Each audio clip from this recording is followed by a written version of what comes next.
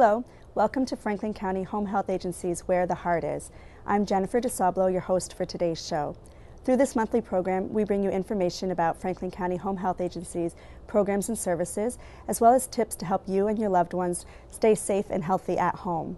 On today's program, we'll be talking about one of the most important things that Franklin County Home Health does is a service of providing care so that you can recover safely and independently at home after surgery or illness. And we'll be talking today about recovering from stroke and other illnesses at home.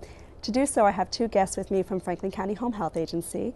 Jean Dubey is our clinical nurse manager in our Enosburg office. Thank you for being here today, Jean. Thanks. And Eugenia Lamette is a speech-language pathologist here in our St. Albans office. Thank you for being here, Eugenia. Sure, you're welcome. So tell us just a little bit more about yourselves, maybe your history at the agency, how long you've been there, and your role. Sure, I'm Eugenia Lamette. I'm a speech and language pathologist for Franklin County Home Health, and I've worked with the agency for 10 years. Oh, wonderful. As an SLP, that's what we call it for short. I assess and treat individuals, kids, and adults who struggle with communication and swallowing. And there are many causes for these challenges, and so our aim is to help encourage people to participate as fully as possible in their lives at home. Wonderful. That's good work. Thank you for 10 years. That's really great. We're glad to have you on the team. I was counting. That's great. And Jean's one of our new employees. Tell us about yourself. So I'm Jean Dubey. I'm a new clinical nurse manager and a new employee to Franklin County Home Health. I started in September of last year. For the last 18 years, I worked in Burlington at UVM Medical Center in the surgical and pediatric ICU. So this has been a really great transition when you see a lot of the in-hospital things. The transition's been great. I've learned so much about taking care of people in their homes, prevention, education of illnesses with the patients and the families, and wonderful. It's good to have that background and have it have both sides. Eugenia, did you do services and other types of care before home health care? Well, I came straight to home health from graduate school, but also in my training worked within schools and the hospital. Yeah. Good. So we're glad that you found home health care, and thank you for your work in Enosburg. And we've said on the show many times we serve all of Franklin County, so we have an office in St. Albans where you're essentially located, and then we have an office in Enosburg so that our staff can go from there and see the northern part of the county. Yes. So it's something a lot of people don't realize, we have those two offices. But thank you both for coming. So we have a nurse and a speech-language pathologist, and we want to talk about coming home from illness such as stroke. We'll focus on stroke for a little while. So before we do that, let's talk about what a stroke is and what people experience. Sure. So a stroke is when a clogged or burst artery interrupts blood flow to the brain. And this interruption to the blood flow then deprives the brain of the oxygen it needs and can affect brain cells to then die. When the brain cells die, the functioning of the body parts that they control is then impaired, and there are deficits that occur. So a stroke can cause paralysis or muscle weakness, loss of feeling, speech and language problems, memory and reasoning problems, swallowing difficulties, and sometimes problems with vision or visual perception, among any other challenges. Yeah, so it could affect everybody a little bit differently, but in many, it's going to pick an area that. So folks go to the hospital for their emergent care, they receive the care they have in the hospital. How then are they transferred home? So once they've gotten to the place where they can be transferred home, the doctor makes a referral for home health, which generally is a nursing visit to eval for services, occupational therapy, and physical therapy. And then we also make the referrals for SLP. So it's all about safety and them being able to communicate well, and it is a team effort. Yeah. So. Excellent. So what kind of things is a speech therapist helping someone recovering from stroke? Sure. So there can be communication challenges with word retrieval, so finding the right word to express a need or an idea or thought. It can be difficult to hold structured discussions, so sometimes the social aspect of communication can be challenged and the turn-taking needed to continue that. And then following, sometimes there is a motor planning deficit that affects speech called apraxia, and so forming the plan to get the word out of your mouth and moving all your muscles to make that word come out can be impaired, and so there's strategies around working on that as well. Can you give us some examples of specific strategies you might use with an individual and as well as the family? So a lot of folks come home and they have family involved, so talk about those two things. It is important to definitely include the communication partners who are the family into the therapy and work on if there are memory challenges, then coming up with strategies to help remember different routines in the day and things that need to be done. So keeping a daily journal, sort of working on calendar skills. I mean, all these things would actually be figured out to work on once an assessment was taken, as far, to see the specific areas that would be challenged. Yeah, let's back up and talk about your assessment skills. What are you looking for? Sure. So you'd look for ways in which the client couldn't participate in activities that they used to be able to participate in, things like writing checks or, putting appointments on the calendar or,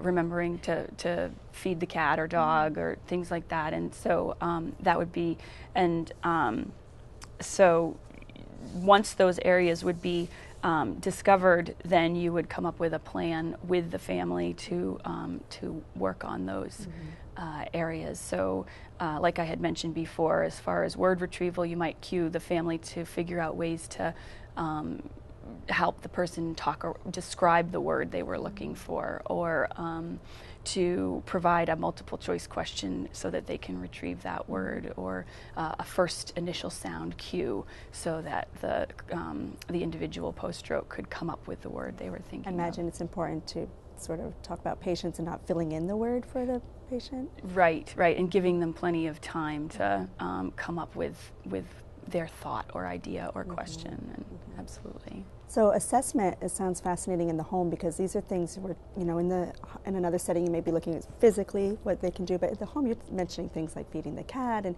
it's just going beyond it's their everyday life and care at home. So you really get to see and help with a lot of things in that setting. Right. It's really wonderful. Talk about working with the team. So, and that also includes occupational therapy and physical therapy and nursing. Talk about how you work together as a team to help this patient. Sure. Sure. So most generally the nurse goes in first and does an overall assessment. We assess the patient, of course, for their safety needs, how they're getting around in the home. We assess the home, making sure any fall precaution like rugs and things like that are taken care of. They have cleared paths. We even look at the bathrooms and making sure they have bars and things to safely come in and out of the shower if needed.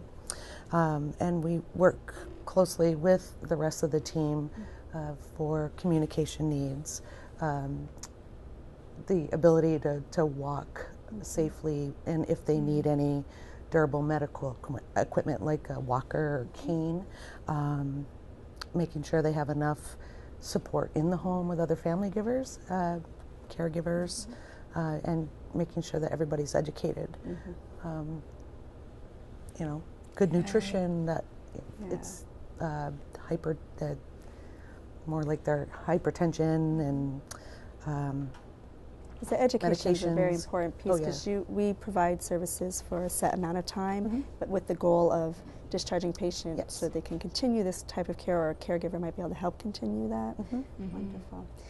You mentioned swallowing as well, again, and nutrition. Let's talk some more about that and how that plays into a person's overall health who's recovered from a stroke, swallowing and eating. Sure. So sometimes if a person has a challenge with swallowing, of course, they can be at risk for aspirating and having food go down into their lungs, which can then result in, further infection or pneumonia. And so it's really important to look at assessing where the breakdown might be, and you'd probably get a lot of information from the hospital or the acute rehab that they had been in, and to know where they're at coming home.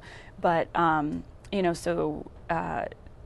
think that as far as risk of aspiration, you'd look for if there was reports of them choking, and so you could look at what specific textures, solids or liquids, as far as what was causing the difficulty, and address changes to those if need be, all kind of keeping in mind that you want to have the person be able to enjoy as free or as close to what they had been used to for their diet, but while remaining safe. So do we work with the nutrition, or you receive notes from the hospitals or the rehab's nutrition? Yes, I would. If there were changes in, some of the signs and symptoms of a swallowing problem, or that there is aspiration going on, would be loss of weight or changes in nutrition, and certainly consulting with a nutritionist or dietitian would be important, and they could be an important part of the team. Absolutely. Yeah. What are some other tips you can give that you've shared with family members and patients in this time? You want to go? To watch and care for their family member if they notice any changes, let's say in their cognition or their neural status, if their weakness is progressing from that stroke. Dietary needs, let's say if they're on blood thinners, they want to moderate some of their diet, and making sure they're taking their medications, and just being safe. Let's talk about your care. You're not in there 24/7. You make certain. What's a typical visit schedule like? I imagine it's different for every patient, but a typical visit schedule. And then what can family expect when you're not there, and how can they reach you if they have questions or concerns, or what should they do? Sure. I think the visit schedule could differ per patient and family need, and could be more intense in the beginning and then be reduced, and certainly being available by phone. They would have our phone number, and if they had specific questions, always are welcome to call with those. Talk about telemonitoring. It makes me think of, you can talk about what the telemonitoring system is, and how does that help with these kind of patients? So the telemonitoring system is a system that monitors weight, blood pressure, and oxygen saturation, heart rate. Most of our patients who require telemonitoring have maybe a history of heart failure. They probably have stroke, or maybe a combination of the both. So every morning when we go into the home, the patients are educated on how and when to use the equipment. They do it every morning. All of their vital signs go into our system, and we have a nurse that monitors that information. So basically, the patients do it same time every day, usually before they have breakfast or anything like that.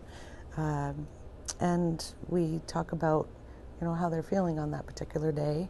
If they feel like their weight's going up, let's say if it's heart failure, if they feel like they're not breathing well, and what to do, and to call us. So it's a direct line, really, because the telemonitoring system is sending data to a computer to a nurse in the office. So when you aren't visiting the patient, we still have a touch base to see how they're doing, and that's right. That's really important. It's very nice. It's a great program. Yeah, that's wonderful. I was just going to add in there with that. So it's a procedure, and a patient would probably have to be taught and practice. And so it made me think of your question about the tips. Certainly like role playing. So out scenarios that would involve communication would be a part of our therapy as well, and sort of practicing those steps, or practicing going to a restaurant, or the things that the client wanted to do. What kind of communication are you going to use in this scenario, and going through role playing? Oh, I'd never thought of that. That's great. Just made me think that these kind of daily routines have to practice, with practice, get better and better. Right, exactly. So, and that is the goal. Talk about what kind of improvements you've seen in patients. Sure. So I worked with some clients. You know, you would come home and would have challenges, even making a plan and this would be due to perhaps the motor plan, the praxia, post-stroke that occurs, or the weakness on one side, to be able to plan to go from one room to another and sit down in their chair and be ready to eat their meal, or, you know, would maybe perhaps not notice what was missing, and could be part of that visual neglect that a client post-stroke could possibly have. And so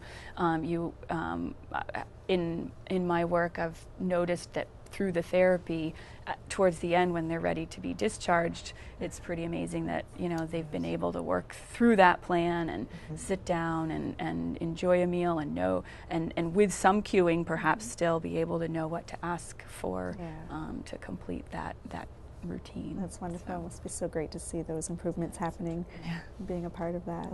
Absolutely.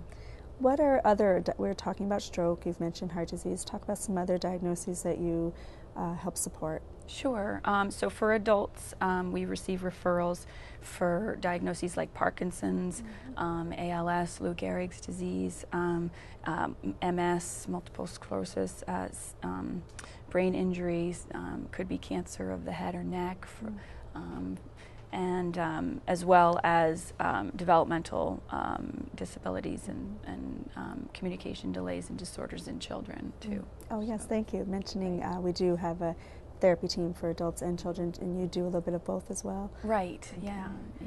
And talk about how those differ, how they're the same. Sure. So we would get referrals in the same manner from the doctor, family, or a community agency, and then we would assess for where the delay or the disorder was causing a functional challenge, and then we would come up with a plan for treatment. So in that way, those are some of the similarities. We tend to see children over longer periods of time. Certainly there's the focus of wanting them to improve and close that gap of any delay, but our services are I guess slightly more educational in nature, although we're working with the family and how to help the child fit into their daily routines. And so again, in that way, it's similar to adults. How young do you start? Sure. Referrals generally come in between 18 months and 3, but certainly for children with feeding difficulties or challenges, it can be earlier. Sure. Yeah. And you also our home health care team is primarily adults or young adults with disabilities, is that correct? And then Yes. therapies will focus more on some of the children and Yes. children's issues. Another thing we haven't mentioned here is hospice care.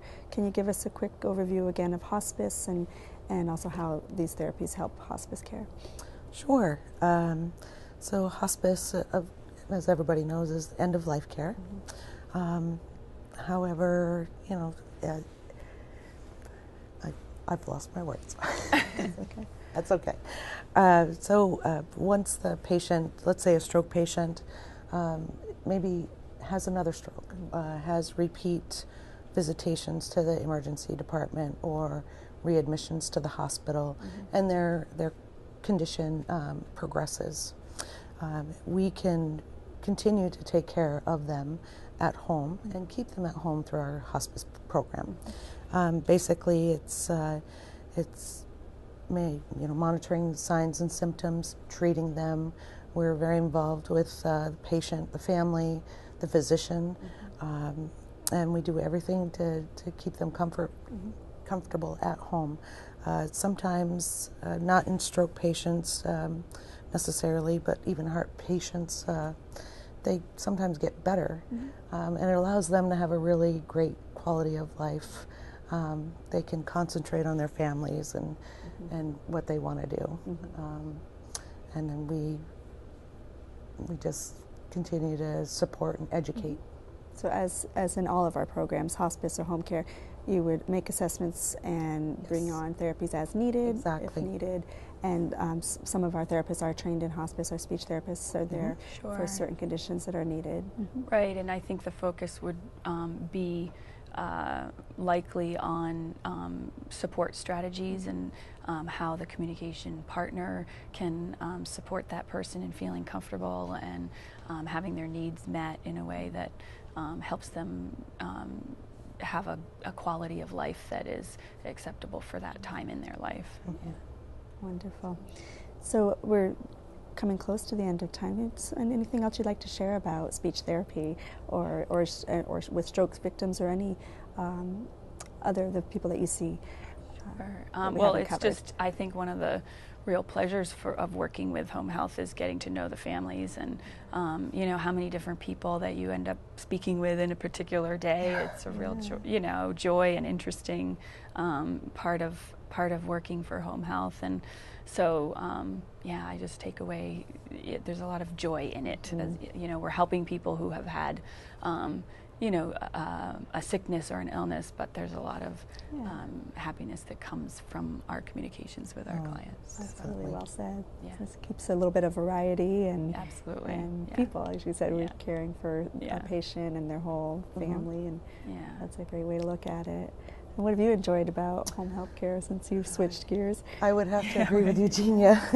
You know, we're out there in the patients' homes and learning about them and talking with them. It's great to have that ability to see people come in ill to their home, even though they've come through rehab, but to get them back into their everyday routine at home is quite fulfilling, and it's a very gratifying thing. You know, and if people tend to get sicker and we take care of them in hospice, that again is very rewarding, and I'd say the best decision I've made as far as career. Wonderful. We're glad to have you. Thank you. So we should remind folks again how to be referred to home health care if a loved one needs it, or if they're anticipating a surgery or a visit to the hospital, or if they're in the hospital now and someone's what should they be? What kind of conversations should they be having with their doctor, and how are they referred to home health care? Can you remind us? So most of the time the doctor should prompt the patient. However, if the patient's uncomfortable about going home, and this has happened, to feel free to talk to their physician and advocate. If the patient can't clearly do that, family could also advocate for the patient, and talk to the physician about wanting to be home, and the nurse, and calling home health. Really understanding it, hopefully we're communicating through the community, the services that we provide. We have nurses, we have LNAs, we have personal care attendants, SLP, OTPT, volunteers. We run the gamut on a lot of things that we can use to keep the patients home with their families and get better. Yeah, wonderful. So they can call, talk with their doctor, talk with their care providers, call our agency, and I'll give that number again at the end, and certainly look us up online, and be thinking about this kind of care before we need it too as well. So I want to thank you both for taking the time to be here today, Eugenia and Jean, and for the wonderful work that you're doing with so many people here in our community. We thank you very much. Thank you, Jean. Yeah, thanks for being here. And thank you for watching. If you have any questions about Franklin County Home Health Agency's programs or services, please call us at 527-7531 or visit us at www.fchha.org, and we'd be happy to help you or a loved one with home care, hospice, or planning end-of-life care, or helping you at home after an illness or surgery. Thank you again for watching, and be well.